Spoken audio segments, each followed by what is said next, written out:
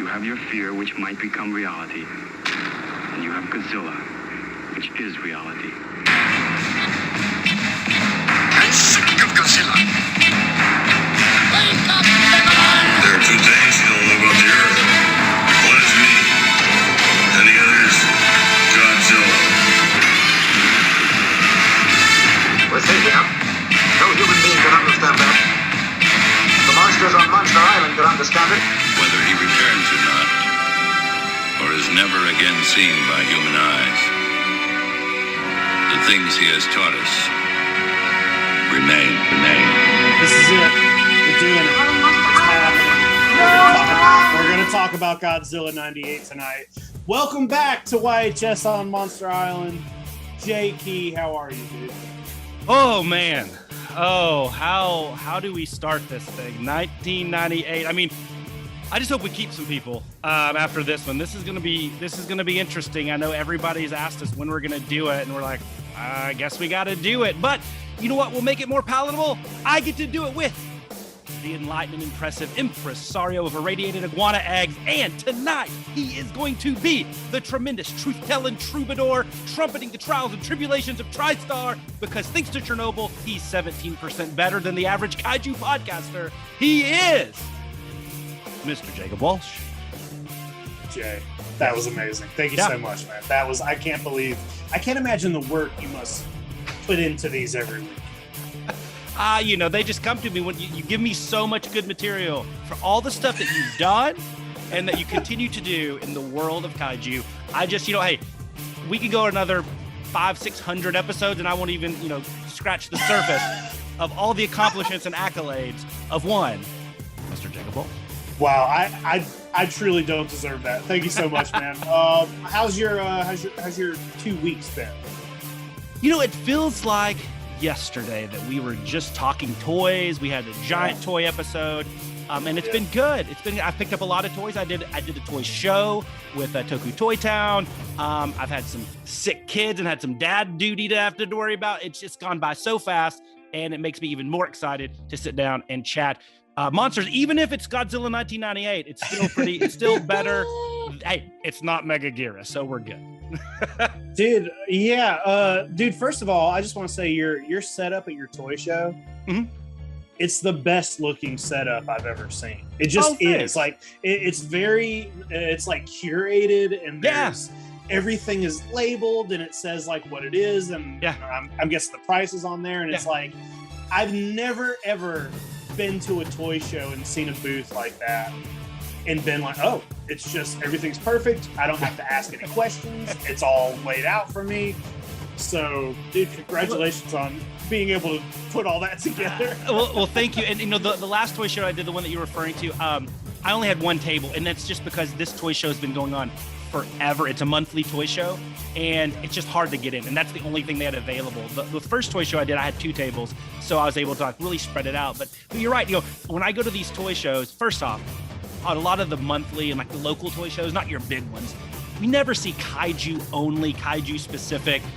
Yeah. It's like you might find a Godzilla thrown in a bin here or there, right? Or maybe in the background they have a big X-Plus or something. But I wanted to make it feel different, and because my stuff is a little bit higher priced than the loose 1989 Ninja Turtles or a pack of Hot Wheels, I wanted to make sure that it looked that way, kind of that museum feel. And you're right on the tags, like the average Joe that comes in there might think that is a really cool looking Godzilla, but they might not know, hey, only 75 were produced. It was exclusive, to the HMV store in Japan or whatever.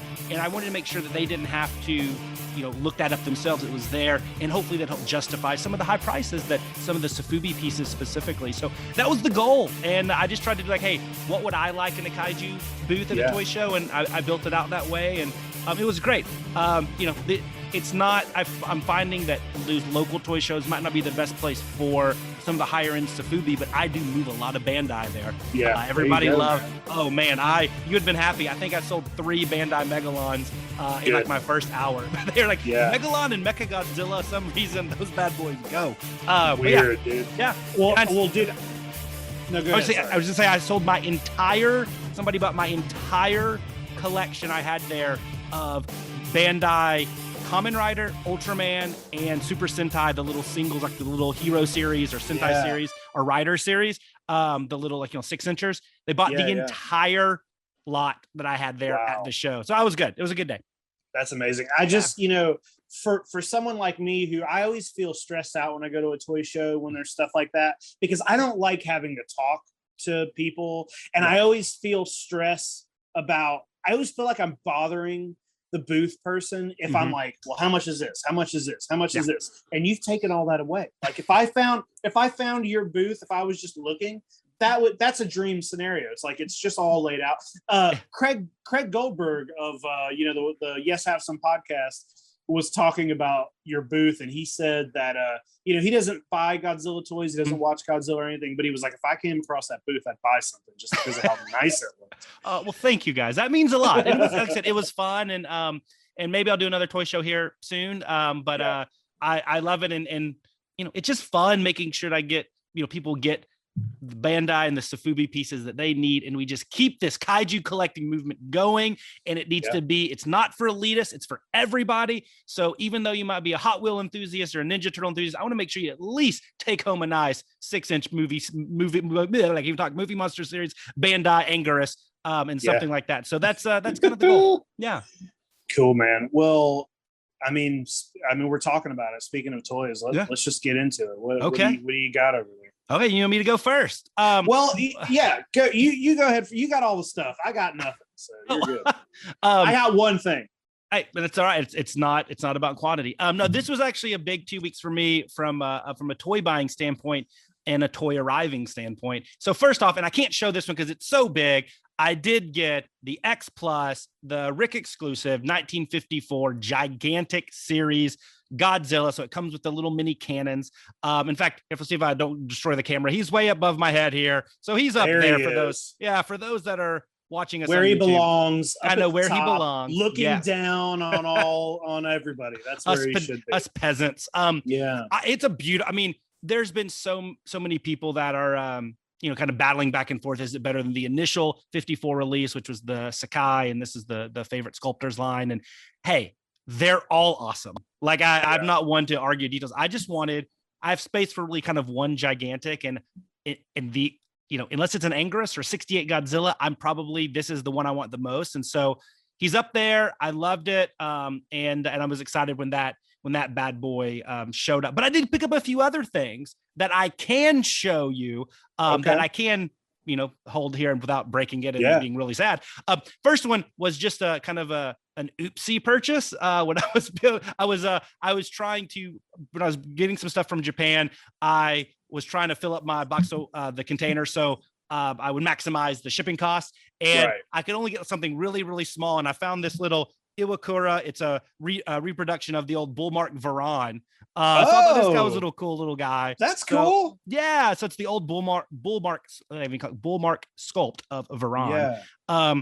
But speaking of Varan, so if I really put down the paper, like my favorite pieces, whether I own them or I want to own them in the world of Godzilla collectibles, there's probably 4 that I can think of. And I only have currently one, and that's the yellow Godzilla tower from Marmit. That's just, I love it. And these aren't like necessarily grails. Some of these are attainable. Some of them, it's just, they're expensive. But I did find one I've been looking for a long, long time. And it never came across it. And I found one, and I paid probably twice as much as it's quote unquote worth, but sometimes you got to, and sometimes you got to pay it. It is. And I was just tired of not owning it. And it's just, I want to say that this piece, when I saw it, made me say, you know what, I do want to start collecting Sofubi and that stuff. So to me, it's like, it's a really, and like I said, I've seen it once or twice ever, and not really since I've been collecting it. And that is a 2003 Marmit Monster Heaven Varan. Whoa. And here he is. So here he is. It's this ridiculous, awesome paint job. It's red and black. Almost looks like a muscular, like the under the skin and the bones of the muscular structure there. And this bright blue back with this yellow streak. I have no idea why. Sometimes this pieces of art and toys speak to you. And this is one that spoke to me, and I've been trying to track it down forever. And it's a sturdy piece. I really, really really, really love this. And it is truly in that kind of top 4 for me. The other two, one I can get, it's just really expensive. The other one I've never seen available. It's a Megalon that the colorway is for him to make him look like where he's Jet Jaguar. It's the Jet Jaguar color scheme on a Megalon. What? Yeah, it's a Marasan figure. Hold And it's like a translucent kind of to vinyl. It's like a crystal. But yeah, it's Megalon, and his colorway it's a Jet Jaguar colorway. It's the most beautiful thing I've ever seen. It is gorgeous. I need to see that. Yeah. And here's the thing. It could pop up tomorrow and they could say it's $5,000 or it could be $100. I don't know. Yeah. I've never seen it available. Like this guy, I kind of knew what he went for originally and kind of where it was. And I knew I overpaid and I was cool with it. I did the same thing for the Godzilla Tower. And the other one for me is just the original, the 70s Bullmark giant Godzilla, from the movie in Godzilla versus Headroom. Right. I can get one. But I'm at to drop $600-$700 to get one that's not, falling apart. And, it's just not, the price isn't right now. So those are the 4 that I want to get. But this was a big one because this might be my favorite, my number 1 piece that I own. And I absolutely love it. That's a big saying that it's the number 1 piece that you own. That's a big thing, man. I'm glad you're able to find that. But it might have competition because what I'm about to show you, let's everybody hold the laughter. And so I decided I had to do it, Jake. I had to do it. Dun, dun, dun, dun, dun, dun, dun, dun, dun. From Yamato Takeru, I got the bird. Whoa! Oh, I got the bird. Oh.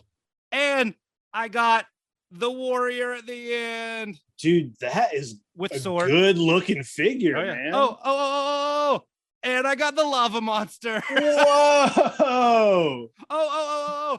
And I got the sea monster. Oh, wait, let me see that sea monster. Dude, I love the sea monster. And I did splurge and I did get a Orochi, but he's not in yet. So I got the whole line. Holy shit.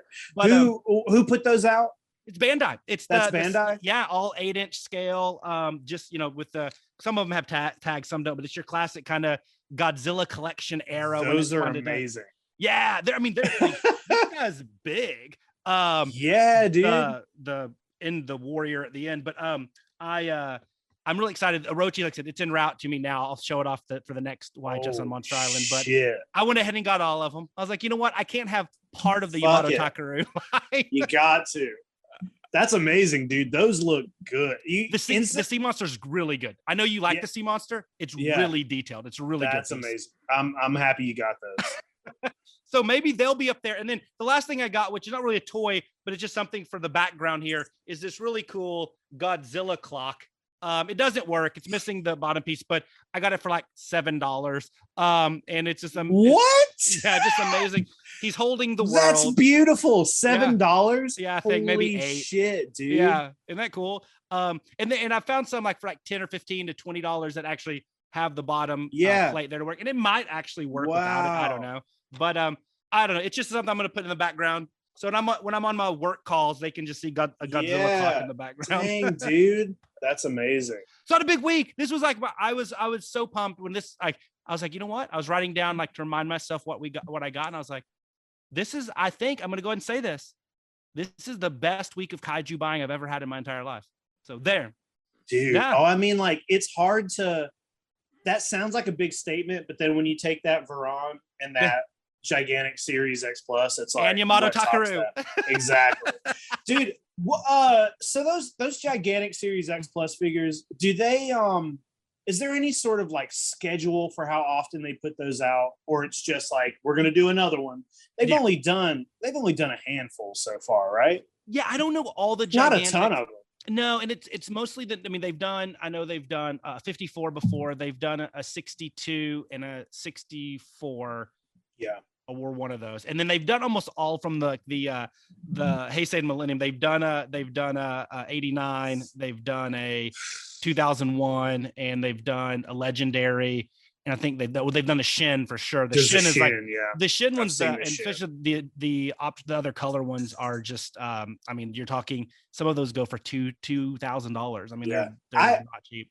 I want one. I passed on this one. I looked at it and I thought about it, but I was like, you know what? I love Godzilla 54. Like, of course, Godzilla 54 is the best, but I'm like, you know what? If I'm going to buy a gigantic series one, I want it to be the one. Like, if they do like a, Biolantes, and I know the 89 is close or whatever, but I'll get one of those.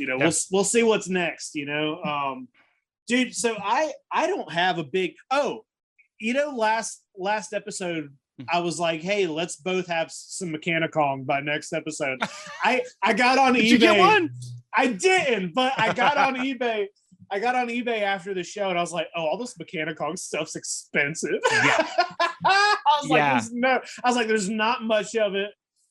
No. And it's all big bucks. Like I said, the best run to get, and don't get it on eBay, but some of the Japanese auctions and stuff, you can get the YMSF for 60, 80 ish. Okay. But the Bandai one is pretty expensive. But no, I always keep a lookout for if I see a cheap Bandai Mechanicon. It's one I've always wanted too.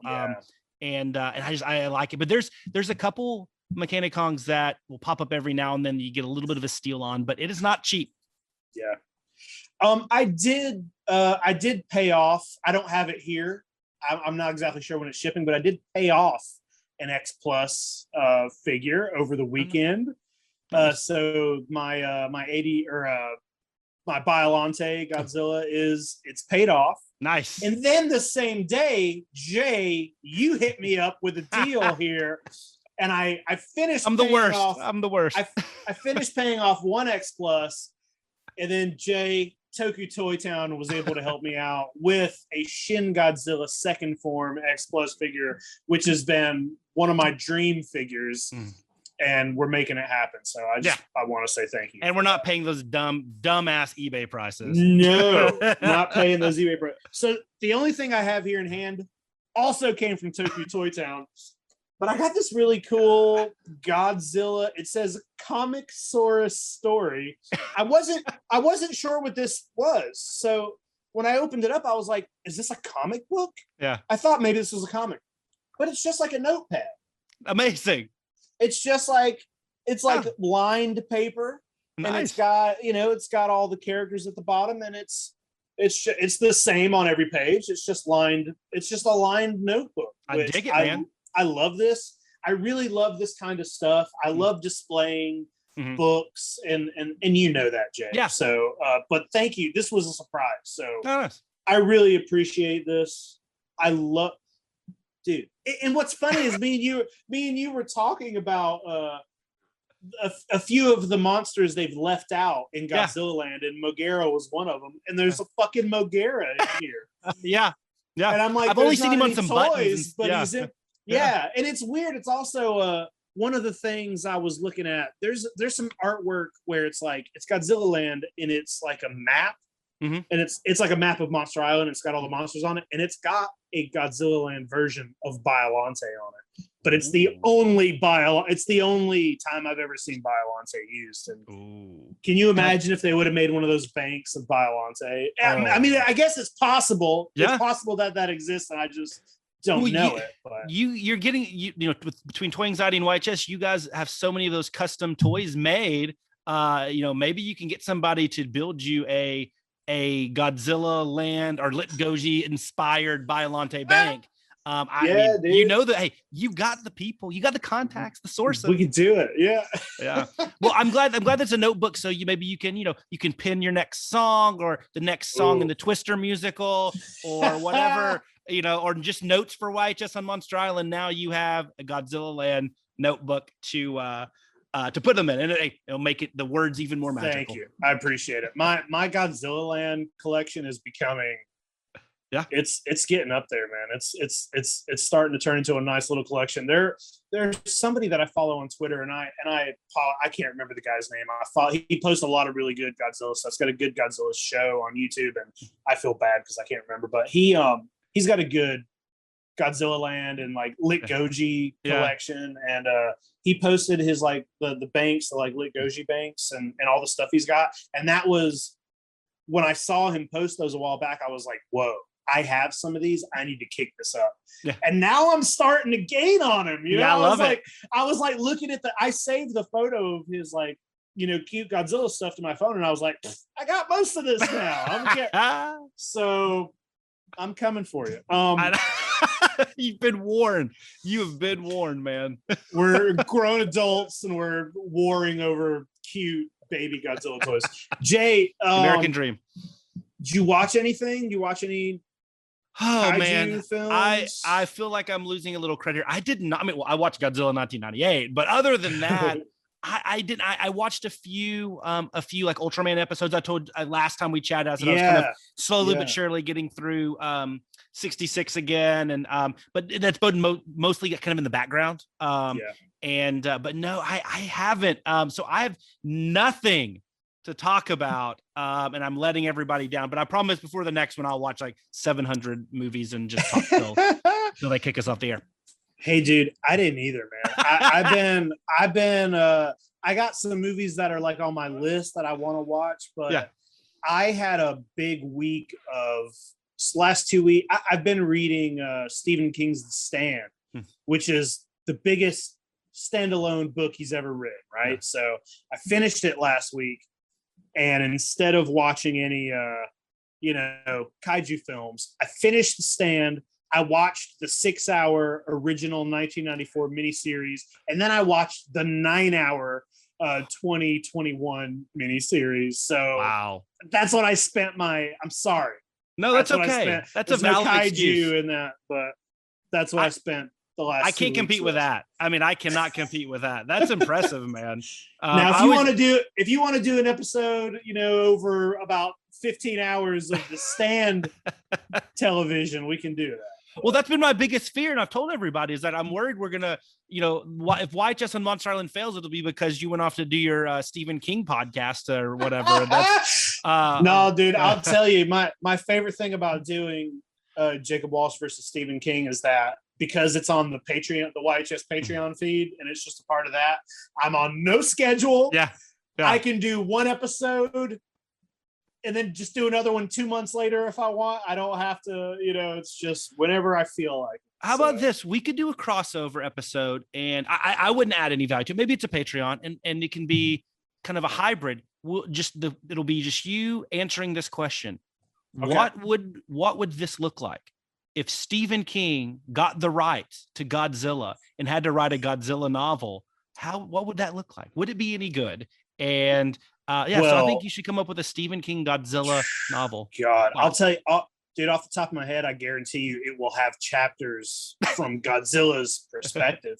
He does that a lot. He does that a lot with animals. So I think that would be interesting. Yeah. Boy, all right. And what a good segue. Godzilla just as a regular old animal. Godzilla 1998. Yeah, so let's do it, man. I figured this is going to be, we're not going to go through like scene by scene and break down the movie. I think everybody's seen conversation, we've all seen it. Yeah. I think a lot of this, I'm going to give you my history with it. Yeah, please. And then I want to hear your history, Jay. So right. This movie came out in 98. I was in middle school. Mm-hmm. And I remember the first time I saw a preview for it was on New Year's Eve. And I was at home watching, like waiting for the ball to drop. And a commercial came on that I didn't know was a commercial, because the commercial was of a New Year's Eve party. Mm-hmm. And it was of the ball dropping in Times Square. And I remember at the time being like, oh, it's already happening. The ball's dropping. And then as the ball drops, Godzilla's tail knocks the ball off the thing. And I remember watching and I was like, what the fuck is happening? And it was like a TV spot for Godzilla 98. And I remember freaking out. And then I believe it was maybe Men in Black, mm-hmm. where there was another trailer in front of Men in Black where there were these kids at a museum, and the teacher was teaching them about the Tyrannosaurus. There was a Tyrannosaurus skeleton, and then Godzilla's foot comes crashing through the museum, steps on it. And I remember, I'm middle school. I don't remember how old exactly. I'm in middle school. But I remember being like, okay, so if Godzilla's foot came through and there's no tail, then that means Godzilla's walking upright. Yeah. Or not upright, but you know, like if he was real, he would be. You know? So, yeah. But I remember at the time as a kid being like, "What? I don't know about that," you know. Yeah.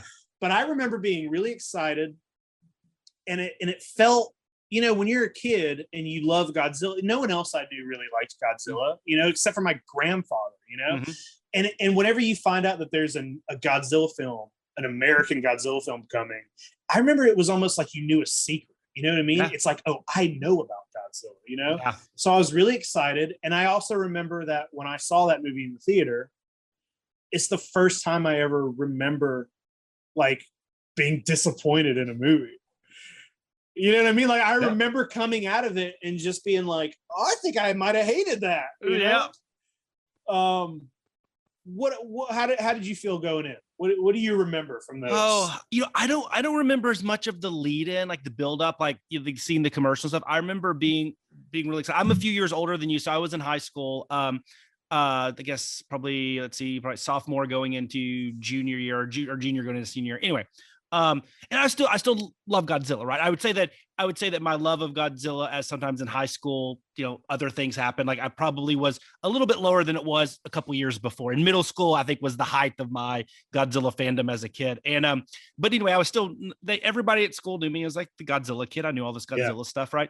And so we got a group to go, and it was like a big group of us just from school, like just some high school buddies and stuff. And I was very optimistic because it was Godzilla. And you're right. Yeah. I felt the exact same way you did. I was like, hey, I know it's Godzilla. It's going to have atomic breath. He's going to do this. It's going to do that. And all this knowledge from all the previous films, you know, it's like, yeah, I've seen Godzilla versus Destroyer. I know what's up, you know? And then the line that you said was like the first time that you remember being disappointed.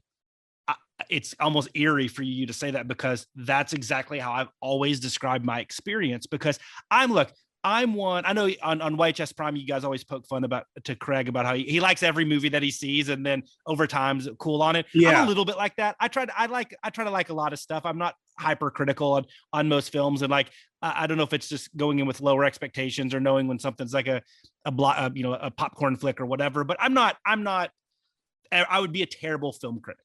But I do remember I'm sitting there and I almost was a little embarrassed that I liked Godzilla in front of like my peers and my friends who didn't know Godzilla from a Dino Rider. And I'm sitting there and I'm like, oh, and I'm like cringing. And I just like, I just remember saying to them, like, that's not really Godzilla. Godzilla doesn't do this, and trying to make excuses as I'm walking out of the theater for like, oh yeah, he stands upright. He's bigger. You can't kill him with this, that, and the other. And so it was not a great experience. And in fact, I was joking with you before we recorded the show, like from 98 until earlier this year, I probably had only rewatched 98 maybe once.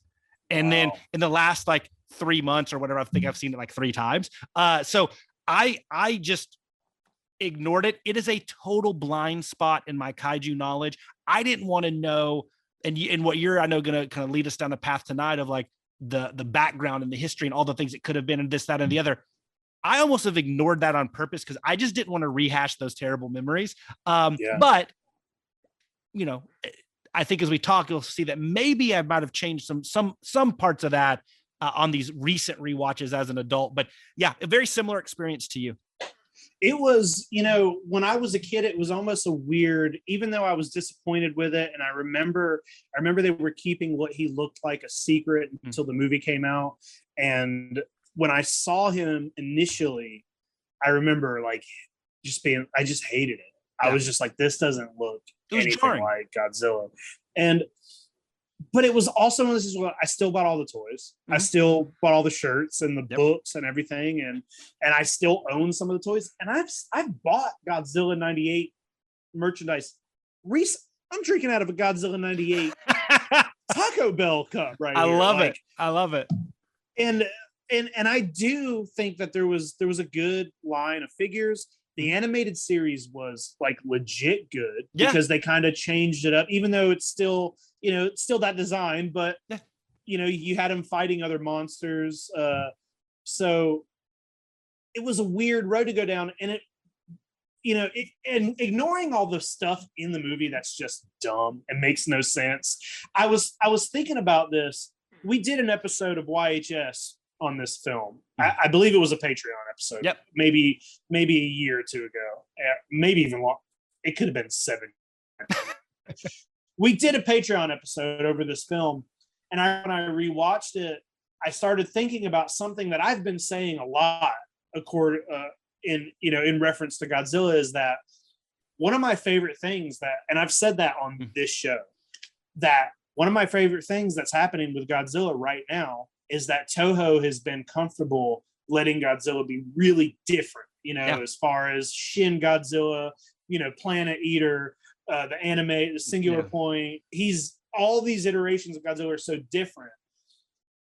And I'm like, well, that's why I hated the 98, because it was so different. And if I look back at it, if that movie came out now, I'd be like, oh, fuck it. Why not? Why not do something weird and different? So there are parts of me that's like, I like parts of that movie.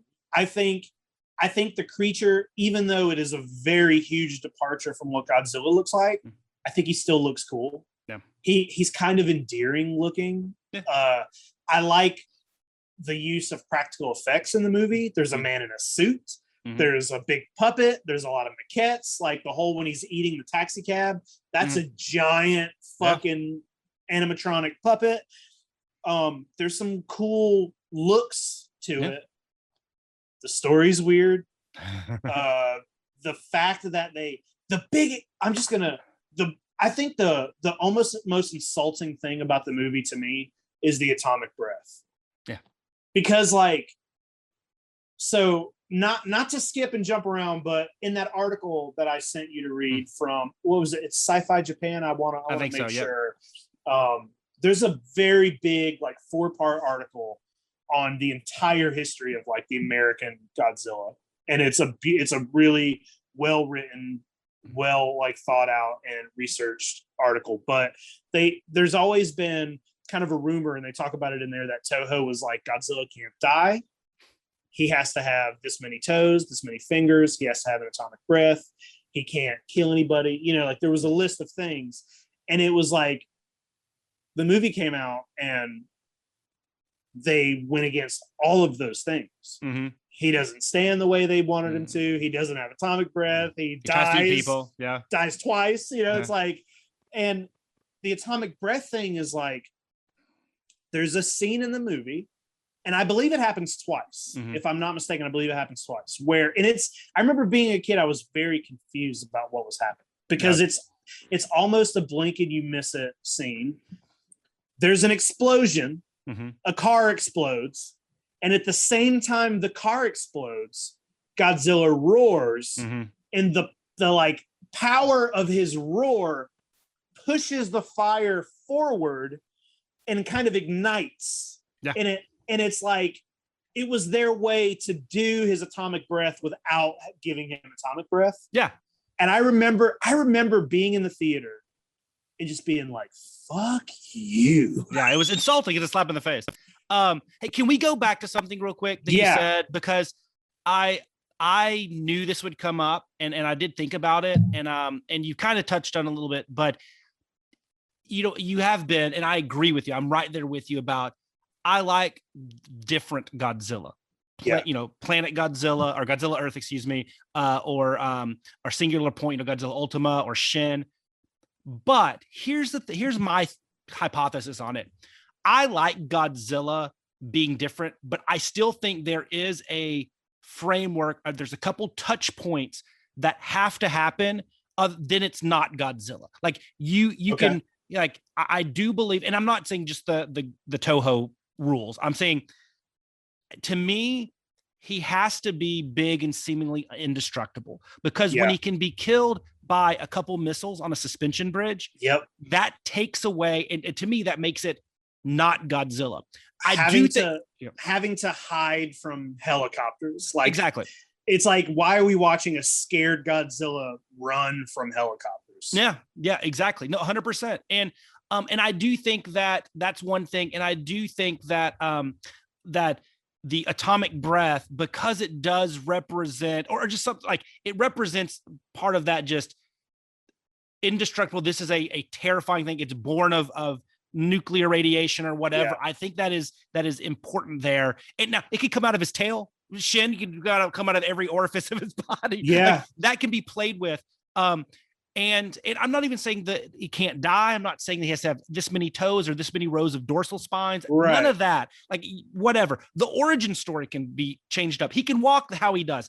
I'm just saying, like, the big indestructible piece, I think when you move away from that and the atomic breath, even if it looked exactly like Godzilla, to me, it wouldn't be Godzilla. You know, that's it doesn't feel, it's like you can change the look and that's fine. But if the things that make Godzilla aren't there, then it's like, and it's just a big lizard. And and it's not the posture and it's not things like that. Like, but look at, Godzilla Earth and Godzilla Ultima and Shin, those three I think are the best examples. GMK, you could throw that in there as well. Like, they're all radical stories, radical design differences, but they're all big and indestructible. And they all have that kind of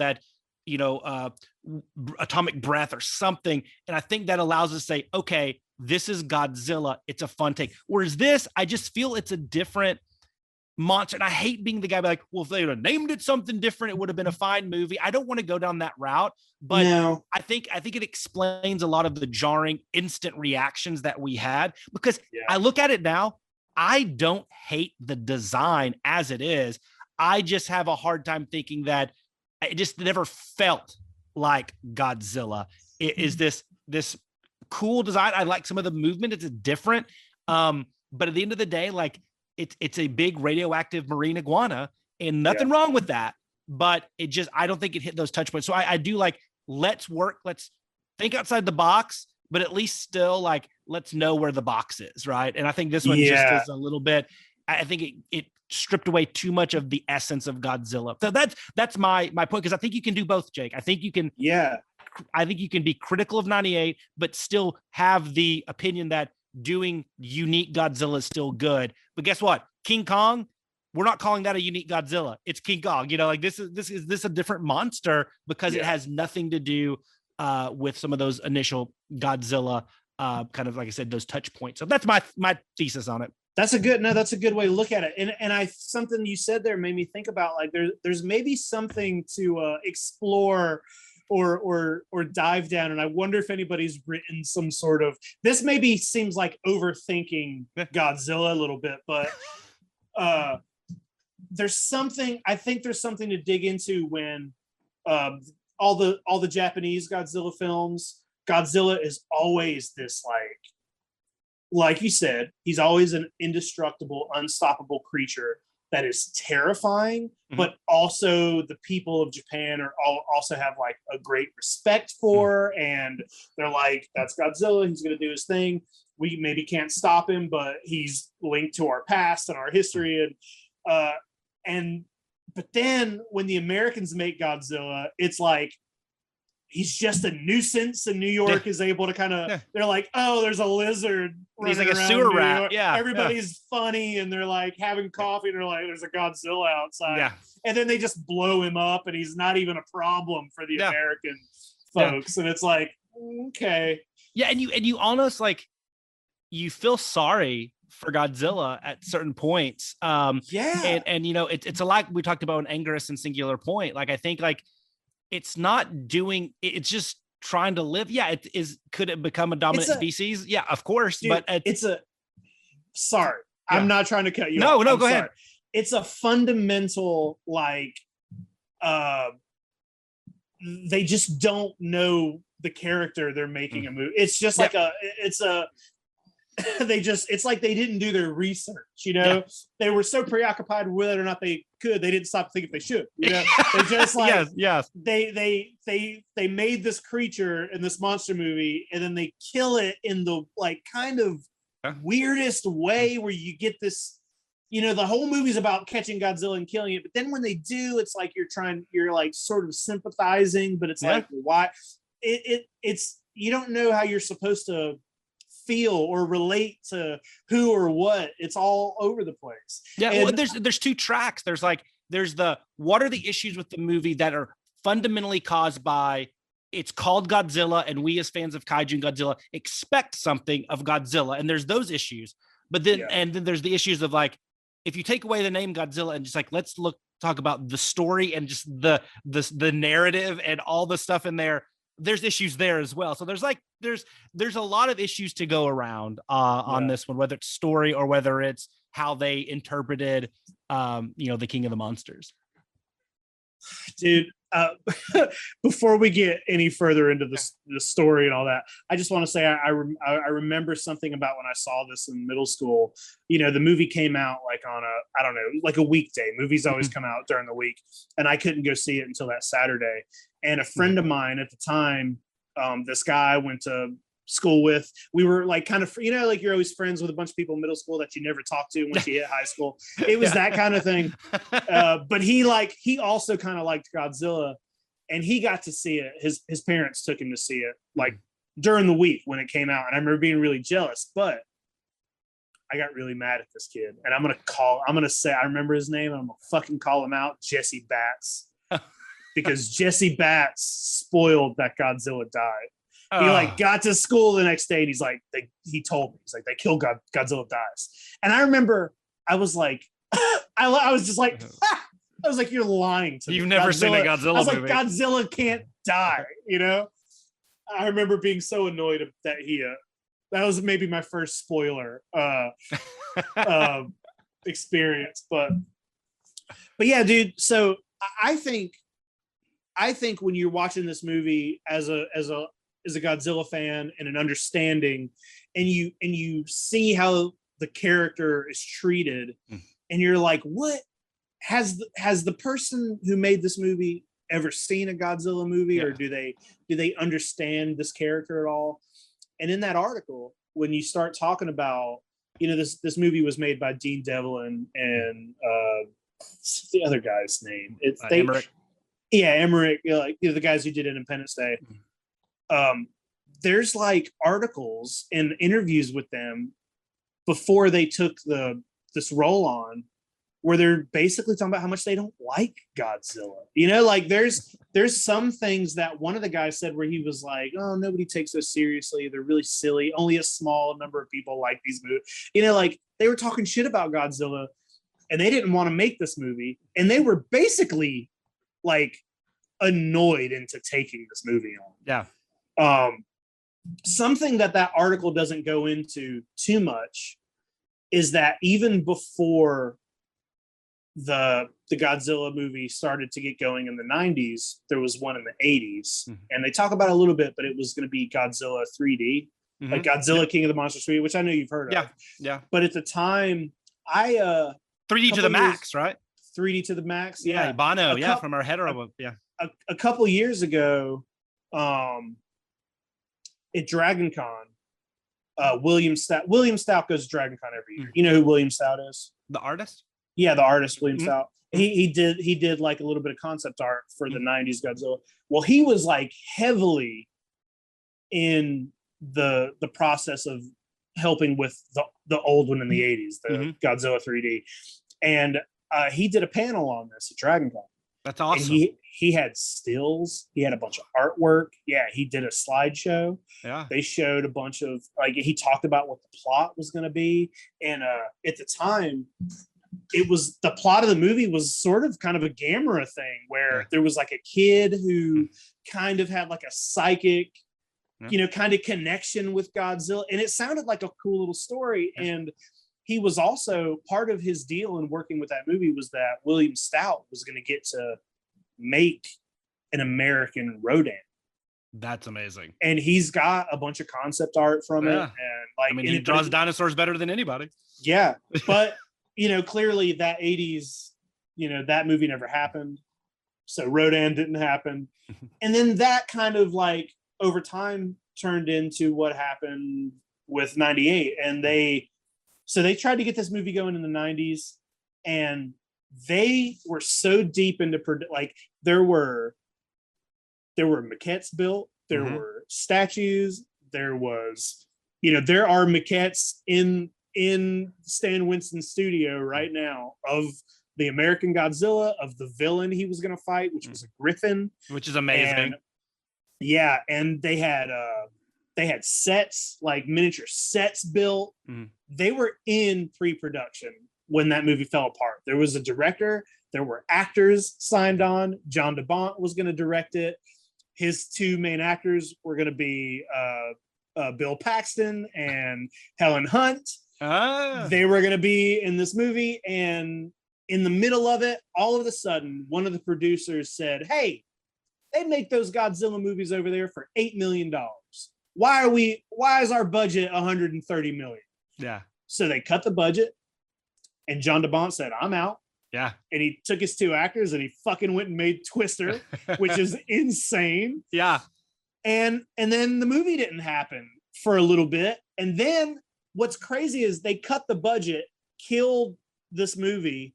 Then they finally, this entire time, they were always trying to get the crew who did Independence Day to make it. They didn't want to do it, but they finally caved and said yes. And then they fucking knocked their budget way up. Yeah. Which is insane. And then they gave the wrong guys the budget. Yeah. Yeah. But that story, like, you can read a whole script. I haven't read the script, but there's a script out there. You can read it. And it's linked in that article I sent you. But the story of like a griffin kind of coming to Earth and, an alien creation that's gonna destroy the planet, but Godzilla was created by an old civilization, and he's gonna wake up and fight the griffin. And there's tons of concept art. There's some concept art from Carlos Huante, who we interviewed on YHS a couple years ago. He's a big time, like, he's done a lot of creature art for movies and production art. And they were so deep into a story that sounds like a traditional Godzilla film. Yeah. Godzilla was like, he was redesigned, but he still looked really cool. I remember getting a G-Fan that had some of that artwork in it, and just being the one where he like looks like a cat and he's like fucking around with a taxi. I was like, this looks so cool, and it just fucking never happened. Yeah, the Griffin is such a cool concept, and to see that like in that early mid 90s what they had going on, like I just think it could have been really, really cool, that kind of pseudo mythological creature against the Godzilla. I don't know, I think it would be amazing. Maybe that, we talked about in our last episode, where does Godzilla go now? Maybe we go back to the future and get that. Dude, I would be into that, because that story, it had exactly what we were just talking about. Godzilla is scary in the beginning. He's he's a big force of nature, but he turns out to kind of be the good guy, but you're still, and that's the best thing about Godzilla, is that you're like terrified of him, but you're also like, hey man, will you kill this thing? It did say in that article that they originally wanted the Griffin to be King Ghidorah, but King Ghidorah, Mothra, Rodan, and I think Mechagodzilla were not included in the license. But they were like, you can use any of the other monsters, but those monsters, they're like, those are licensed separately, because they know those are the big monsters. But man, it's such a weird, the whole history with this movie is weird. And the fact that the movie came out and Toho didn't really like, it's like they were like, they had to pretend that they liked it, but it's like, we didn't get another American Godzilla film until 2014? 2015. That's such a big. And we got the mention of the New York incident in GMK at the very beginning, and then you get obviously Zilla in Final Wars, which obviously tongue in cheek doesn't put up much of a fight. But for sure, it's CGI. CGI. I thought that was interesting that in the contract with Toho, they said, once your movie's out, we'll copyright that creature as Godzilla, but then we can use it anytime we want for whatever we want. I think that's really cool. Toho, there's a lot of information in that article. There's a lot of really good, a lot of artwork in there, a lot of photos that I had never seen before. That's an article that I've gone back and read multiple times. So it's on Sci-Fi Japan, and I believe it's called Godzilla Unmade. So if anybody's listening and you want to check that out, it is in 4 parts. It is a lot of information. And I just think it's so crazy that, like, as much as I want to see that movie, if that would have happened, we wouldn't have gotten Twister. You know what I mean? And it's like I love Twister, so it's like. Can you have one big swing and a miss in Godzilla and get Twister, or have another good Godzilla one with your other 30 that are really good? Yeah, it's a tough one for you. I totally see that. It's like might have been Twister, better in the long run. Yeah, Twister probably still would have happened, but it would have happened with a different director, different actors. So it probably would have been a completely different movie. Yeah. There's also, I want to just recommend, I don't want to be telling people to go listen to other podcasts, too much. Don't. There's have you ever listened to How Did This Get Made? No, I don't. I know of it. Obviously, it's a super duper popular podcast, but I don't listen to it at all. So. They have an episode for this movie, which is definitely listenable. And I also saw this in the theater. I want to say probably about 8 or 9 years ago at this point, but Riff Tracks did this in the theater, so I was able, and even watching this with Riff Tracks, I was still like, this movie's too long. I was like, because it's like over 2 hours long. And I like when movies are long, but this movie like slogs through that. Like there are sections where I'm take this out. Why are we watching this for? And there's like 3 places that could have been the ending of the movie. Like there's like the first, well, Godzilla dies twice. Yeah, and then you have the babies, like that thing. It's like there could have been 30 minutes cut out easily, I think, without losing anything. And maybe even more. But yeah, so like the actual movie itself, like for me, one of my big takeaways is I really like it's hard, but after we watch it, like I really think the presence of, you're obviously one of the biggest Ghostbusters fans in the world. Obviously, that's how Yes Have Some got started.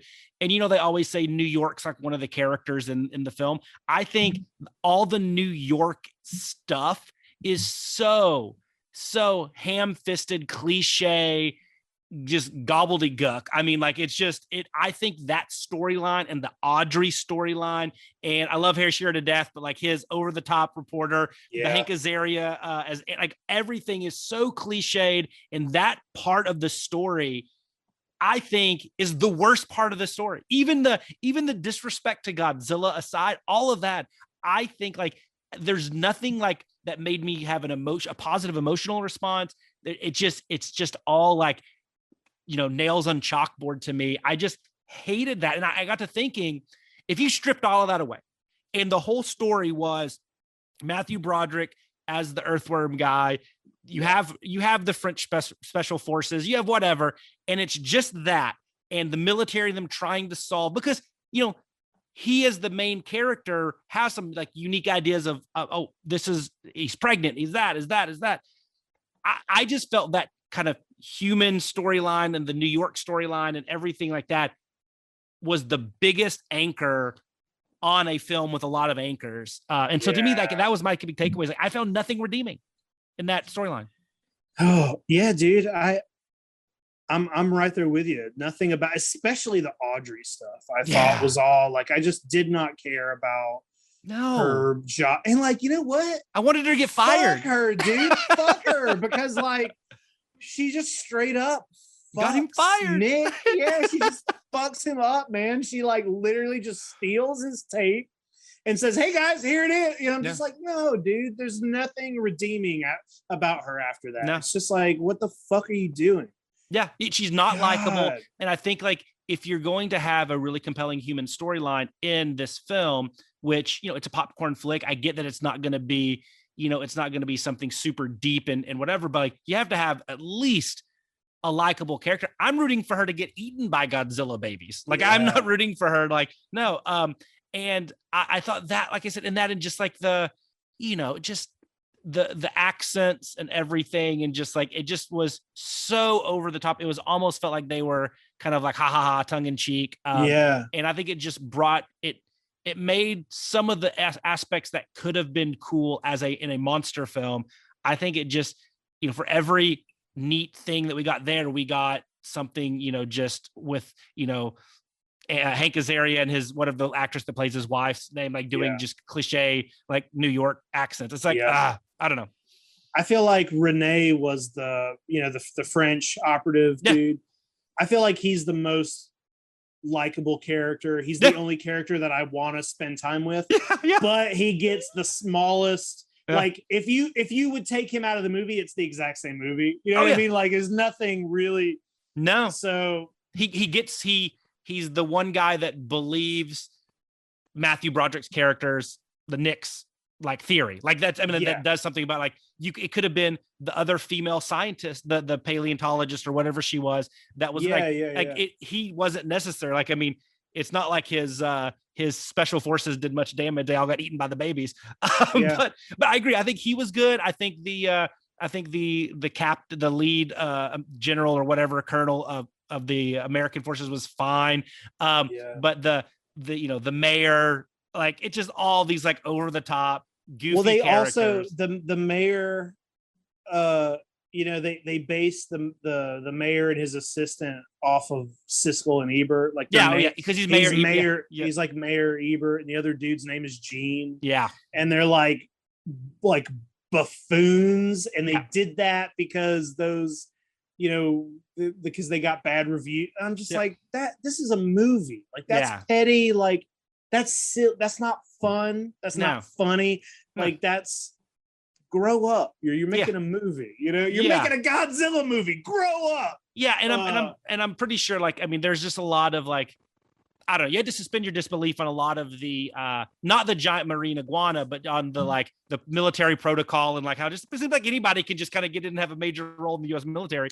But it was I don't know. It was crazy. I just felt like there was something there. With the non-New York aspect storyline, I think that there could have been a solid average movie if it was just really focused on kind of the military and this nuclear, I love the fact that he was a former activist and against nuclear regulation or against nuclear, radiation and all that stuff, nuclear power and stuff. And then he becomes part of the Nuclear Regulatory Commission. I think that's a cool thing to like make change from the inside. They could have built that as the storyline. And then he uses that to help stop this massive, crazy creature. I think it could have been a tinge more serious. And I think it could have been a little bit better and tighter in an hour and a half instead of 2.5 hours. It could have been good. It's got a weird, like, I think the buildup is pretty good. Mm-hmm. I like he attacks that boat. Like that's classic Godzilla. Like attacking a boat. You don't see him. There's a survivor. They find the footprints. I think that whole scene's cool when you're getting the aerial shot of the footprints, and he's like, "You're standing in it." That. I was like, "Hey, I like this buildup," and I think even the first time Godzilla shows up and he's going through New York, but you never really see him. Yeah. They're still kind of keeping him secret. You see his tail and I'm like, he kills old Joe. That stuff. Yeah. That stuff was well done, I think. But then it's like the rest of the movie, it's like Godzilla is never treated as a threat. Mm-mm. He's just a nuisance. He's just like you said a minute ago. It's just like he's a giant rat. And we're like, we got to catch this rat or, we're not going to, he's going to infestation, stink up. He's going to stink up New York.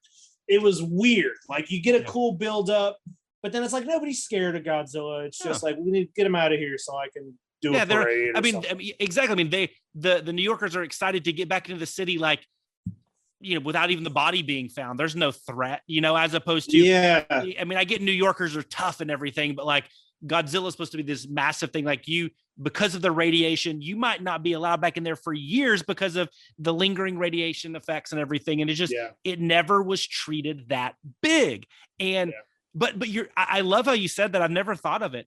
The movie doesn't get annoying or bad until those kind of the New York office scenes, right? Like with Harry Shearer, and like, it's like, well, a little, I don't know, a little over the top, but, because you're right, everything of them recruiting this guy that's just researching earthworms that are growing in Chernobyl to like help with this massive issue.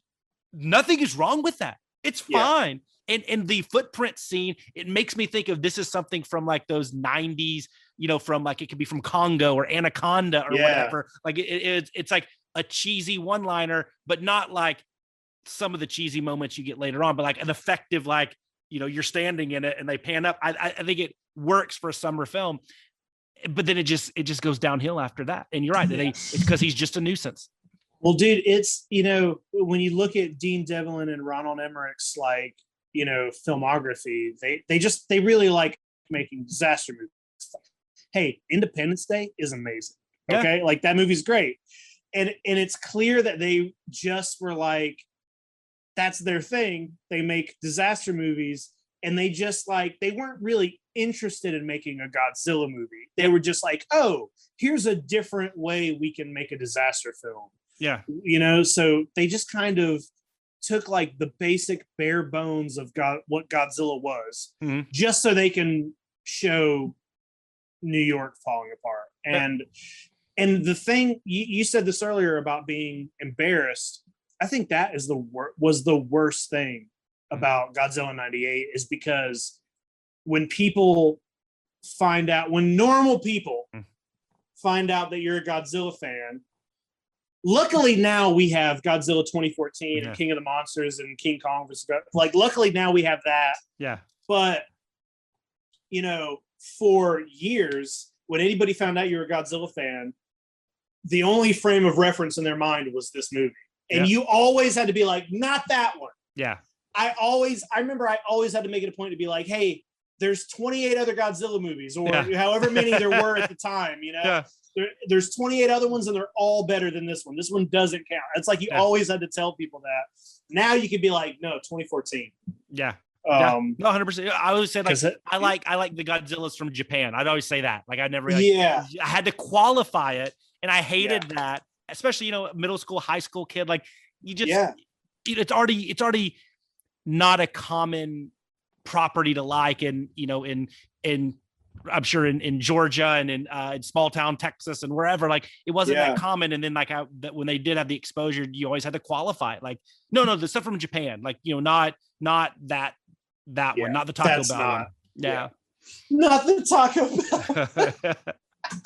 Bell. What was I? Oh, the only thing I remember at the time, one thing that happened that I was glad about that this movie caused, now, is a good and a bad thing. Because this movie came out in the United States, then they did release Godzilla 2000 in theaters. Mm-hmm. Yeah. Which besides Shin Godzilla might be, I don't know this for sure, but those might be the only two Japanese Godzilla films that have gotten, like, distribution in theaters over here. Like, not talking about the double feature. Yeah. Feature not talking about that, but like a legitimate release, Shin Godzilla, Godzilla 2000, maybe a couple others, but 1985 was obviously a big one. Okay. So that's the year I was born. So I was a baby, but did you go to that one? I didn't get to see that one in the theater. I was maybe not born yet, depending on the month, but I remember, like, getting to go see Godzilla 2000, and I mean, it was Godzilla 2000, so like, whatever. But still, the fact that I was, in middle school, getting ready to go into high school or whatever, and I got to go see a real Godzilla movie, in my theater. I remember, I'll never forget that. You know what I mean? It doesn't matter what movie it is. I'll never forget that I got to do that, and that. Maybe that's worth it. I don't know. Well, I mean, it's a good question because it is Godzilla 2000. So, which I mean, I think that's a big question, maybe for our closing thoughts on where does this thing rank compared to some of the other ones that we've talked about. But is there anything, like, because I have a feel like, is there anything, like, redeemable about this movie? Is there something that, like, you watch this movie and you're like, I do? I mean, we've talked about a little bit here, but, like, is there anything, like, when you think of, rapid fire, say something good about Godzilla 98? Like, is what comes to mind?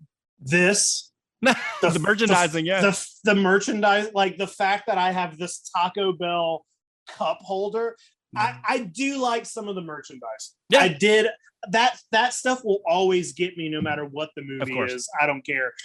But dude, I don't know, man. Like, you say that, what comes to mind about redeeming quality? I don't know, man. All I can say is that there's a good bit of good looking practical effects. Yep. That's mine. That's probably the best thing about the movie. Yeah, no, I 100% agree. That is by far the practical effects are like what makes it. I don't want to say salvageable, but is the best part. And also, I think we can say this now looking back, 20 plus years from it. Yeah. I think there is it's almost like it's glad to have that film in the franchise just because it is. You can talk about it because whether good, bad, or indifferent, like I think that it is so radically different that I do think that it's one that I don't know. It's a good counterbalance with some of the, you have so many traditional Godzillas. Like it was a different approach to it. I think ultimately it failed, like critically, obviously, and it's not like it was like a huge box office bomb. I mean, they did like $380 million worldwide, but like I do think like. It's definitely unique and different than anything else for sure that we saw. And there's some really cool, a couple good Marmit Safubis of it too. So they're going in the merchandise thing. But, there are, dude. Yeah. I want some. You sent me those pictures of I think didn't you get some of the babies? And I like those. I actually, this might have been during lockdown. For some reason, I decided I wanted to like army build the babies because was it Trendmasters that still? I think it was still Trendmasters that put that stuff out. Too.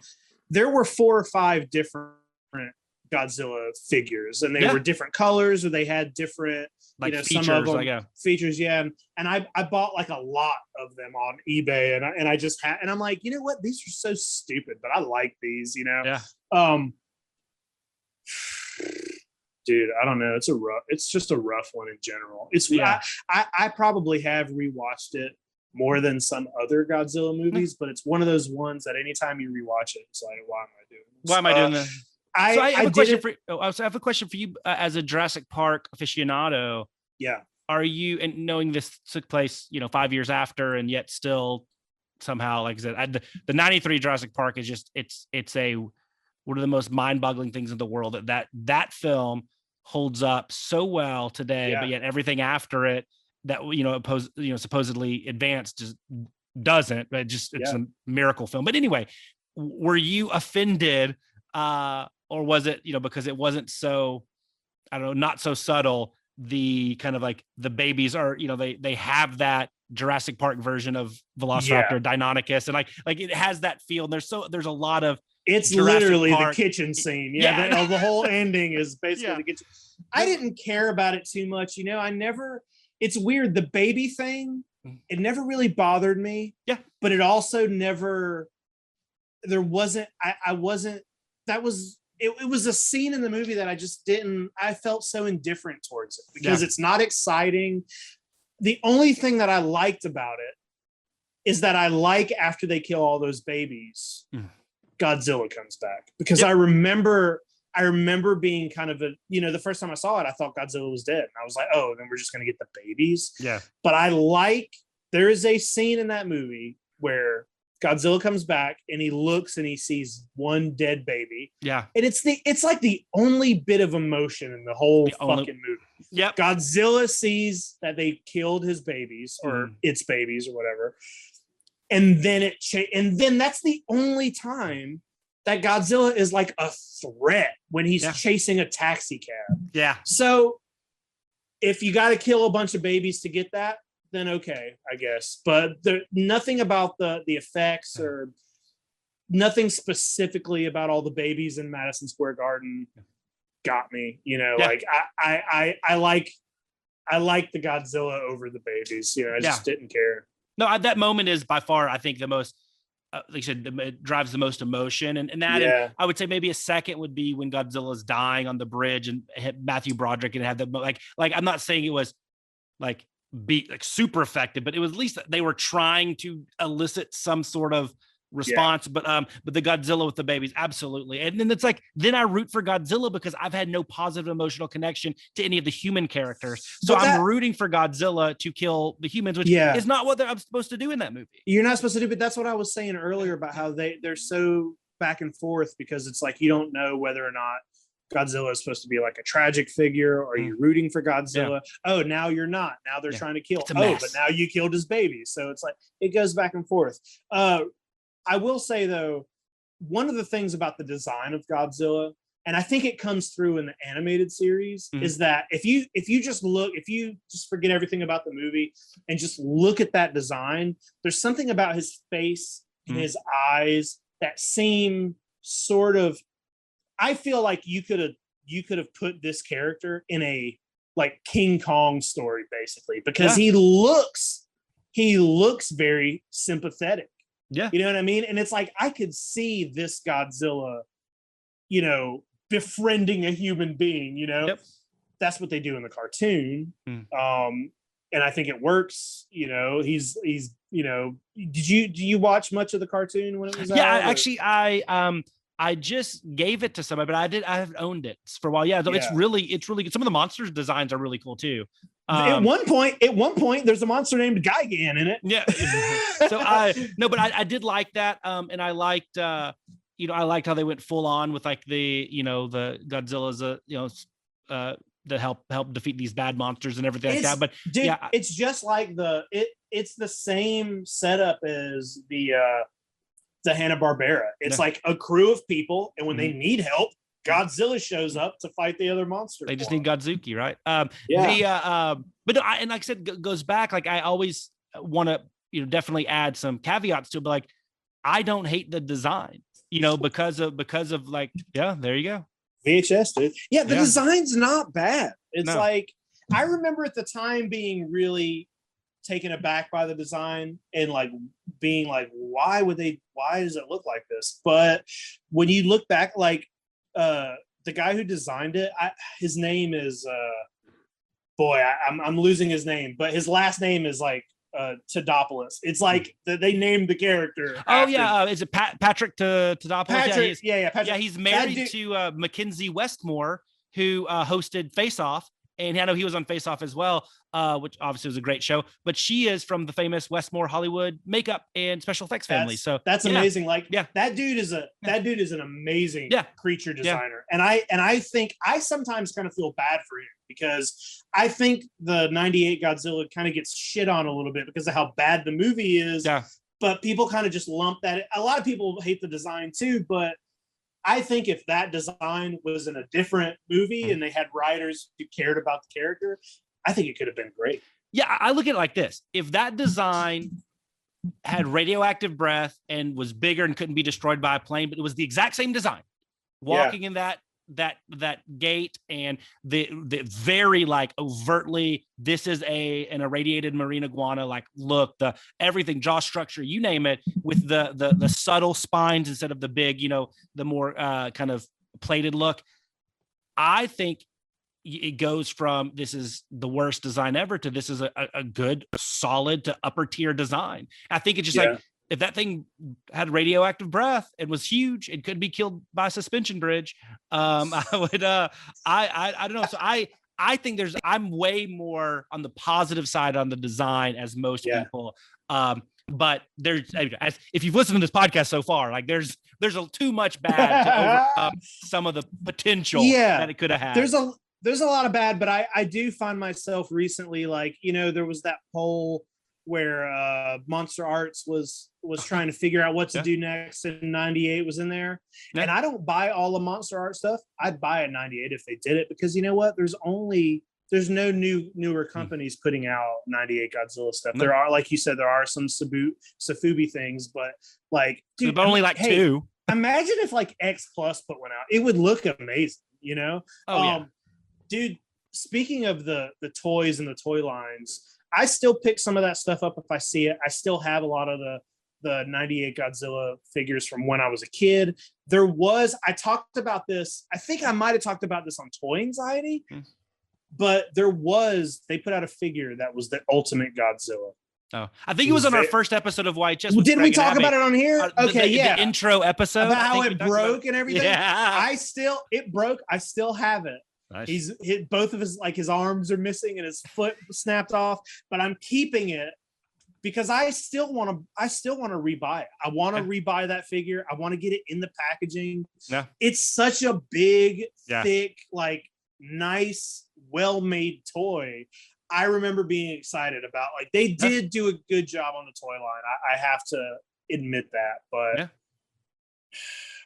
that might be the best thing about the movie is the toy line. I really think the merch and the toy, inclusive of the toys, is the lasting legacy of this. It really is. Like, I mean, I think people, when you think Godzilla 98, they couldn't tell you one character in it, but they could tell you, all the tagline size does matter. They had this type of cup at Taco Bell or whatever. I really think that's probably the lasting legacy to a large portion of the. I literally got 2 of the cups right here. I got Dude, one thing I used to remember thinking, and I still wonder about this, is, that Godzilla, because he was like a little more limber and he was skinnier, there were a lot of scenes of him like on buildings, like crawling. And, even like this cup has him kind of like perched on a building.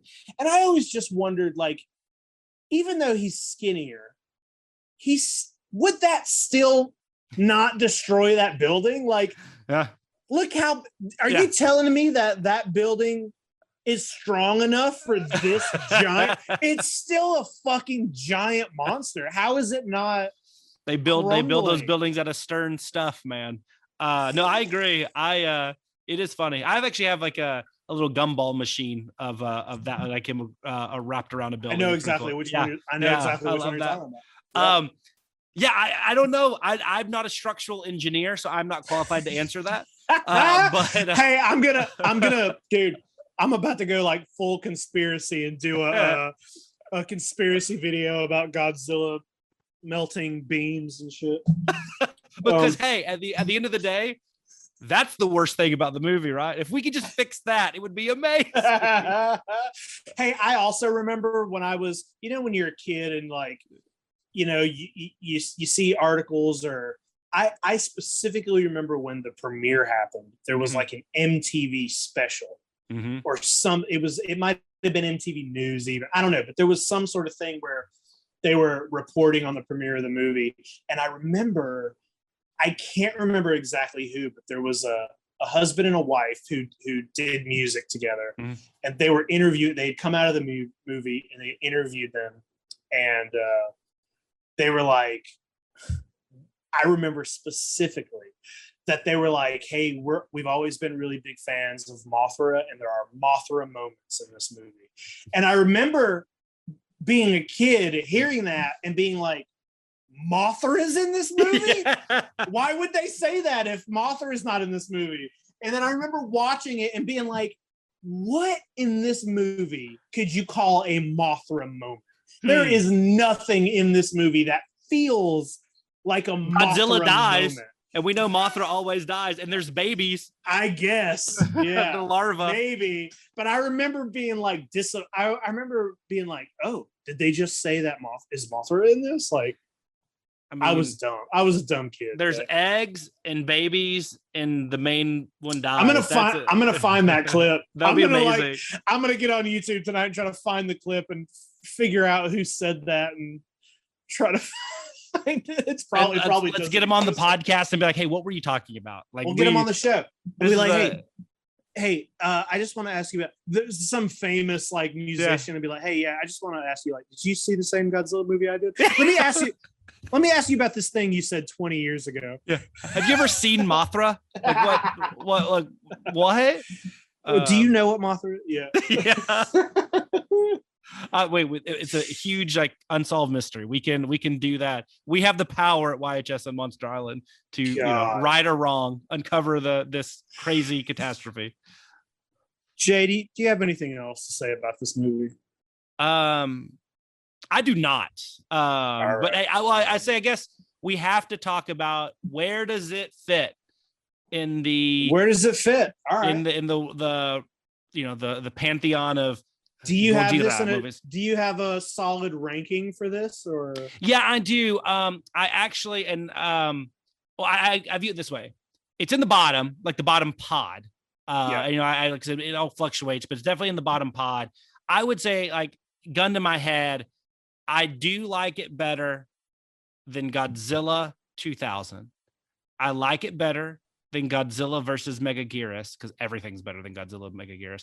And I think I like it better than... We hate those movies, don't we? I really do. And then I think I like it better than, and this is the one that I would have to go back and rewatch and compare, than the second installment of the anime. So City on the Edge of Battle. I do think I like it better than those, but it's in that bucket. It's the next ones, which would probably be the other two animes, maybe Godzilla versus Hedorah, a couple other ones.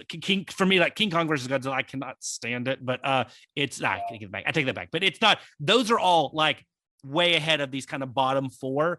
I do want to revisit the anime trilogy just because, like, it's been a while. Yeah, you should. It's better than you think it is. Yeah, Jay. I know. And like I said, I'm going off of. I haven't seen it since now when it came out. I'll tell you again, the second one I think is the worst one. But yeah, I still think that trilogy. I would agree with you though. I think this movie's in the bottom, but not the very. It's not the worst. It's not my least favorite.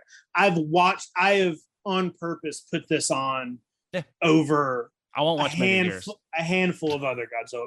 You know, I've put Megaguirus on. You know, I've put 2000 on a few times. Yeah. But usually when I put 2000 or Megaguirus on, it's because I'm like, it's got to be better than I think it is, and I'm like trying to find something else I like in it. But yeah, I think with Godzilla, with Godzilla 98, the more I rewatch it, the more I hate the Audrey storyline and I hate those characters, and actually the more I find sympathy and I start to like and almost root for the Godzilla parts to be better. I think as we've grown older, you know, I think that's what puts it over Megaguirus, because it's like Megaguirus, I just get angry. I'm like, wow. So sometimes there's been times where I'll put 98 on. I'll start it from the beginning, and I'll watch it until Godzilla shows up in New York, like straight through to that section. But then after that, I just fast forward all the parts Godzilla's in. Yeah, I just take everything else out, and I just watch the times where because like some of it does look really. He does look pretty good. Like I've said it 5 times, but I think the effects pretty much hold up. And he does some cool stuff, like you said, like it's the first limber acrobatic Godzilla. Like that's kind of cool stuff, you know. So there's some good stuff, but it's going to be in the bottom, and a lot of it is just it strayed too far away, I think, from Godzilla. Yeah, without it's just not Godzilla. And then everything else I just blame on Audrey. Yeah, fucking Audrey. But yeah, that's where I rank it. I mean, I think we're kind of in the same boat on that one. Yeah, I think so too. It's just not good. It's just not good, man. It's just a weird. It's like a weird experiment. You know, sometimes I'm all for filmmakers taking risks and doing experiments, but I feel like it's insulting when somebody takes a franchise or something that's been done ahead of them, and they don't have any like reverence for it. They don't have any respect for it. They just take it and say, "Oh, I'm going to do something crazy with that," you know. And it's not like they don't really care about the character or the characters. It's like they're just kind of using it as a vehicle, as their own game. It's different than like when 2014 Godzilla was made, and you're like, you know, I know some people don't like that movie, but that movie very, very much feels like a Godzilla movie to me. You know what I mean? I think 2014 is it's like the opposites of what we can do really shit Godzilla, and we can do pretty good Godzilla. So, well, I think with 98, the other reason I think it bumps up over some of those lower ones, I think if you took 1,000 random people, or maybe we need more than that to get some Godzilla fans, and you made them watch every single Godzilla movie, and you interviewed them and said, what was your favorite one? I think there would be some people that would say Godzilla 98 is their favorite Godzilla movie. Not Godzilla fans, right? Because, you know, if you like Fast and the Furious, or like the popcorny American cheesy ones, you know, that a lot of people go to the theaters to see, maybe. I don't think a single person would like Megaguirus the most, because it fails on every front, and it doesn't do anything different or better than that. At least 98 is different, and when I'm watching that, I'm not just seeing a bad, watered down Godzilla. I'm seeing something that I could even say isn't Godzilla, and it's just, I think that would give it a little bit of at least somebody, I could see somebody liking it a lot. I don't understand how people like Megaguirus. You really hate that movie. I love that. Yeah, dude, I agree with that. I can see that for sure. I'm not one of them, but hey, some people just don't have any taste. I don't want to listen. I think that's about all we can say on Godzilla 98, but I do want to end the show with maybe something a little more positive. Did you buy a Mondo statue this week?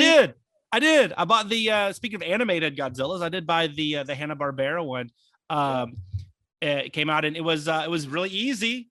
Unlike the Safubi drop they did with the real limited quantities. I don't know how many they made of this one. It was limited, but that could be whatever. It's a pre-order, and I think it's maybe still available. Yeah. I'm not surprised though. I honestly I think you and I, we talked about it in our toy episode.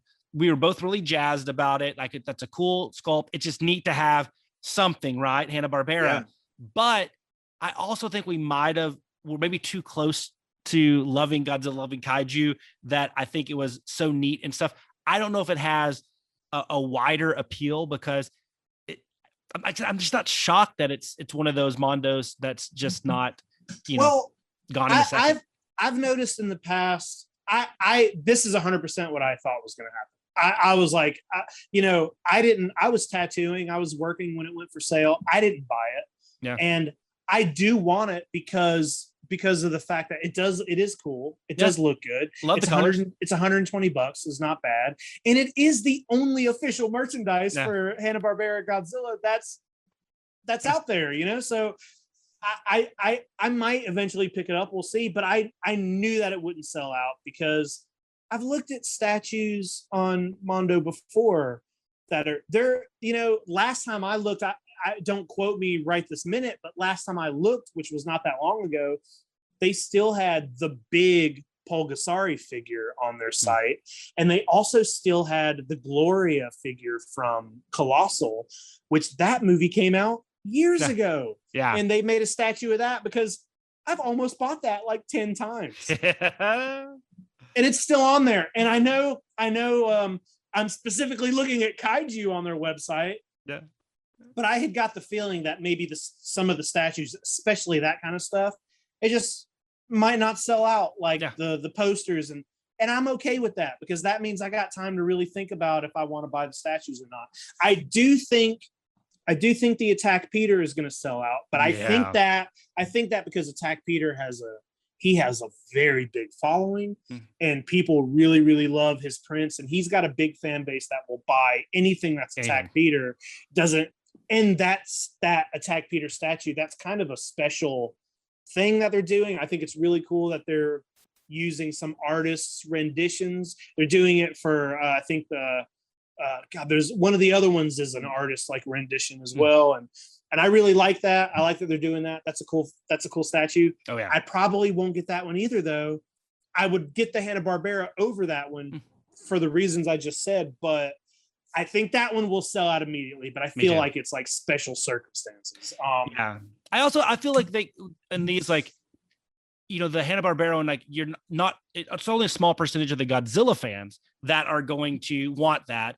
And then it's it's probably not going to get like that, this is a cool art piece because it doesn't feel like that. Whereas Attack Peter, you're going to get a large portion of the Godzilla community because it's just a rendition of Godzilla, but you're also going to get the Attack Peter and the people that want it as a piece of art. And you're going to get probably more like just kind of your Mondo fans where the Godzilla piece is almost secondary. Whereas I just don't think the Hanna-Barbera, I don't think it speaks to everybody. If it was $50, then I think it probably sells out pretty quickly. But I think 120, you get to like, where like, I'd rather have this other thing, Godzilla. The Hanna-Barbera one's neat. It's cool, but I don't think that it's a ton. And I got it just solely because, to your point, it's the only official piece of merchandise from that show, even though it's the Hanna-Barbera cartoon doesn't have an emotional tie to me or anything like that. But it's but I think it looks good too, on top of all of that. I do think it looks good. But the Attack Peter, I'm hopeful, but I'm already prepping to buy that one on the secondhand market because I think it'll sell I'm just more interested and this maybe doesn't make any sense. I've always been more of a figure guy than a statue guy. Even though if you take like an X-Plus figure, statue. It's a static figure. You can't move anything. It's pretty close to being a statue. Yeah. But I'm just like, I want to get that 85 variant of the Godzilla like Sofubi that they're gonna do. Yeah. I might want to pick up one of those Hedoras. So I just passed on it, man. I don't know. Yeah. Like I might, who knows? I might buy it at 3:00 in the morning. Who knows? But the best purchases are made at 3:00 in the morning. That's when I usually send you dude. notes and be like, hey, Jake, I just found this. Do you want it? And I'm like, yeah, please pick that up. The acceptance rate is much higher at 3 a.m. But yeah, dude, I don't think anybody's going to question anybody's kaiju collecting manhood by not picking up the Hanna-Barbera one right away. I don't think it's one of those like, that's a must-have. I just got it because I really like it. I think it would look cool on a shelf. I love the colors, and I got it more as just that type of thing than I'm like emotionally connected to the subject matter. So I don't know. We'll see. But I get it. And dude, I kind of like, I've been thinking about this, and you showing me those Bandai figures you got this morning or the beginning of the show there. I've been kind of wanting to put together, in my last couple of years especially, it's always been on my radar, but ever since I started watching, when I picked up Ultra Q and when I started watching Ultraman, which I've talked about it before, I only saw Ultra Q for the first time a year ago, and Ultraman wasn't much before that. But I've always been such a huge Godzilla fan that I've always kind of neglected the other kaiju movies in the Toho universe, or just in general. Yeah. And this show is helped me, watch other things. But, I got that Pulgasari figure. I still want that big Pulgasari figure. I want that Glory. I really like Colossal. Yeah. I know it's not your favorite, but I like Colossal. Do you like Colossal? It's good, I really love it. And I'm like, God, do I want to put together a shelf or a DTOF or something that's kaiju, but keep the Godzilla out of it? Put some Ultraman in there. Put some, try to do a whole thing of just all these other. You could do plenty. You could do by like studio. You could have like your Subaraya one, which would be all your Ultraman and all the stuff. You could have a die with like your Gameras and your Dabajin and all that stuff. Yeah, it would be really cool stuff. Dude, I want to get that. Have you seen those? I don't know who makes them, but there's some Death Kappa figures out there. But they're like super expensive. I don't think I've seen many of them. Yeah, there's you have some to show me those. And I remember being, when I saw them, I was That's like, cool. Who the fuck is making Death Kappa figures? Yokai's big right now, man. Kappas are good, big, man. everything. For sure.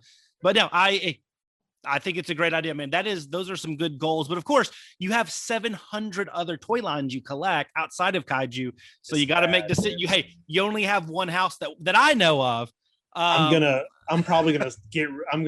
about to probably stop buying Masters of the Universe figures because I really have I know this is a completely different show, but I have zero emotional connection to Masters of the Universe. I literally only buy them because I think the art looks cool. Yeah. But buy an art book. They have the art of the Masters. To an end. Yeah. That might come to an end. So hey, gotta do something. Dude, toy anxiety. Being on toy anxiety makes you buy crazy shit. It just makes you it's fun, and I do love toys, and I definitely entered into an area of my life where I will buy a toy because I'm like, this, I don't know anything about this, but this looks cool, and I like toys, so I'm gonna buy it. Yeah. But money. Yeah, money. It's real. Apparently. It's real. It sucks. I hate it, and I think it's fake, but no worries. I made the decision. I think I am going to stop and probably sell what I had of my NECA movie turtles. So I think I'm going to and I've already done that with the arcade. So I had all of them, almost all of them. And I think I'm going to just stick with what my favorite, which I know is definitely different than a lot of people, as the animated one. It's obviously the bigger line too. But I think I'm going to do that. And I put a couple, there's still a few things I'm holding on to. Like, am I going to get rid of these or just keep a few? I'm usually a all or nothing guy. So I think I might ditch them, but it's all about clearing room for other things. The good news is none of this stuff is like thousands of dollars where it's like I'll never be able to own it again. So yeah, but stop collecting a toy line is hard. Even ones without much emotional attachment. I mean, I do have emotional attachment to movie Turtles, but it's still hard because it's still effort and time and money you put into it. Yeah, but just fill it with some really awesome kaiju and you'll be good. That's what I'm gonna do. That's what I'm doing. Yeah, nobody's ever been like, hey Jake, that's an awesome He-Man Masters of the Universe shelf, but they will say that is an awesome Subaraya Productions Ultra Monster shelf, or that's a great yokai shelf or whatever. So you're good there. Great yokai. You're right, dude. I appreciate that, man. That's the talking sense that I needed. Jay, you got anything else? No, I just always hey, if you've listened to us this far, thank you. And we obviously thank you for listening to our show, because there's a ton of good kaiju podcasts out there and good Godzilla podcasts and we don't and YouTube shows and stuff. And we appreciate it. We really do. But we're not, though I think we're the best. There's other shows within the Yes Have Some universe that are pretty damn awesome. And of course, it starts with YHS Prime with the Shoguness of the Shobajin, Miss Abigail Gardner, and that mayor of Hapeville, Georgia guy, Craig Goldberg. Apparently he's the illiterate Craig Goldberg. He won't read a book, but he will buy lots of toys. Now, the mastermind behind everything, Craig and of course Jake as the three founding members, always rocking and rolling, man. I mean, that it's been over 5 years, and the show feels like it has the momentum of it just starting yesterday, right? Like it's awesome. And then of course the first big branch off, which is the hit sensation, man, celebrating 1 year last week. Holy cow. Toy Anxiety. You take those three and then you throw in the kingpin of Canadian collectors, Ryan Dole. Hey, he has an Oscar, friends. Like this guy's a legit, legitimately. And of course, always good to bring a little Canadian presence in there. And that Toy Anxiety is, and I'm saying this as a fan, not as the colleague. What a fun show. And I will be honest, even if you don't collect toys, I think the camaraderie and everything and just the banter and everything, it is so fun. It's those sad comments, dude. It's sad comments. I think it's we talk about Toy Anxiety being a hit sensation. Sad comments is the maybe the reason it is such a huge hit. Yeah. Where you guys just read the most sad and just, I don't want to say pathetic, but pathetic and comments from just the wackadoos that we love and put up with in the toy collecting community. And I'm waiting for you to, the next Mondo drop, you got to find some Mondo comments. I almost read some Mondo comments on that. The only drop that had happened recently was the Hanna-Barbera Godzilla. I looked at some, but I didn't find any that were there's something different. Eventually. There's a different side of collectors that buy, that are on the Hasbro Pulse side. Yeah. There's some crazy comments. It's hilarious. And if you hear people say terms like hot bread or life is short and long, you just know that originated on Toy Anxiety with that quartet there. And then of course, I know the Bad Batch is over, but the YouTube show The Bad Bitches, which with Kat Hansen, it's a great show. And Abby is hosting that and leading the charge there. And then they also still over Ryan Dole, and I even believe the great Jake Stevens from Forlom to Zuckus was on it. I mean, they're getting some big heavy hitters. That show's on YouTube and is just a riot. And I believe they're continuing it on, maybe doing some other Star Wars stuff. They're going to keep going, dude. I love watching that show. It's nice to sit back and be able to watch it, enjoy it. And Abby's so good at, the first episode of Bad Bitches, I texted Craig in the middle of it and I said, is Abby better at this than we are? That show's pretty damn good. They're really good. I love. They have great chemistry too. I love it. And I'll say this once again, as a fan, still having kind of one foot in. If you guys are new to the YHS universe, the one cool thing about it is, besides being embracing inclusive community, all of these shows and anything else that they do, because I know you guys have done other things, they all feel so different yet connected. I mean, I think the experience you get when you listen to us versus watching the Bad Bitches or Toy Anxiety, they're all different. And I think that's great because it's not like you're just hearing the same people act and say the same things over and over. And even if the topics overlap and are similar, it's just that I feel that all the shows have been set up by Jake and Craig and Abby as kind of the masterminds to really be a puzzle that fits together beautifully, but none of the pieces are the same. And it's been fun. Obviously, it continues to be fun doing this show, but as a fan, even more so of YHS, it's awesome. And I do hope people check out Prime and Anxiety and Bad Bitches because they are really, truly excellent shows and super fun to listen to and watch.